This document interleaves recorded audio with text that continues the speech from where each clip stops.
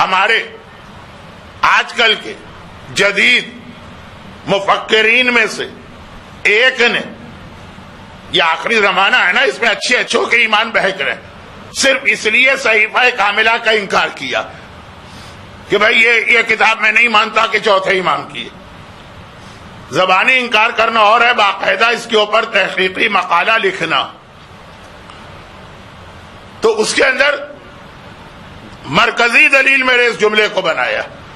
کہا میں مانتا ہی نہیں، یہ جھوٹی ہے کتاب، جھوٹی۔ چلو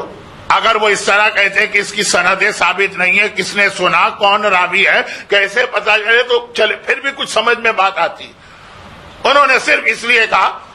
کہ اس کی اتنی لمبی لمبی دعائیں ہیں کہ آدمی اگر یہ دعائیں پڑھنے لگے تو دنیا اور آخرت کسی اور کام کے قابل ہی نہیں رہے گا۔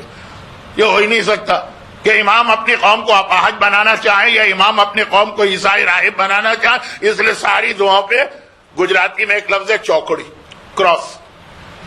جس کتاب کی عظمت کو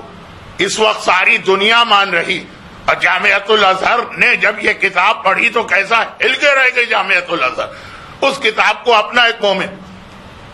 کہ لمبی لمبی دعائیں ہم کو بتائی گئی ہیں، اور صحیفہ کاملہ میں بھی ہیں اور مختصر بھی۔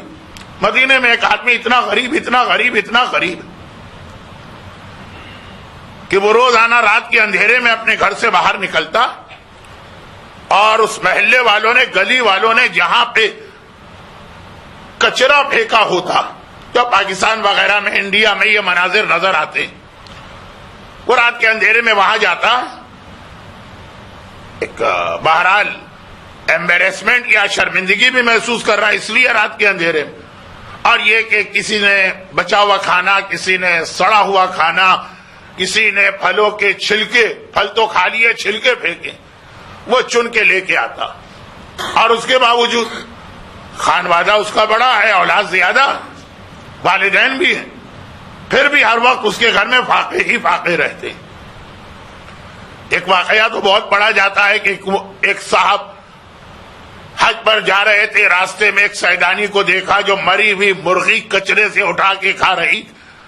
اور اس کو مسئلہ شرعی یاد دلایا تو اس نے کہا کہ اس وقت میری وہ کیفیت ہے کہ حرام حلال ہو گیا، اس انداز کا پیغمبر کے زمانے کا واقعہ۔ لیکن یہ مصیبت و پریشانی اپنی جگہ،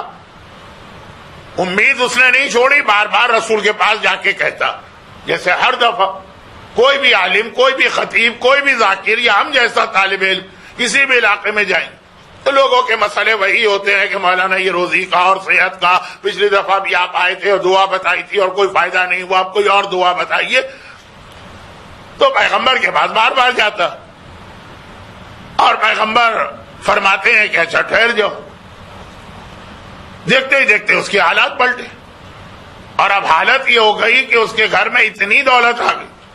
کہ سارے محلے کو اپنی دولت تقسیم کرتا پھر رہا ہے، ہر ایک کی مدد کرتا پھر رہا، اور لوگوں کو حیرت ہو۔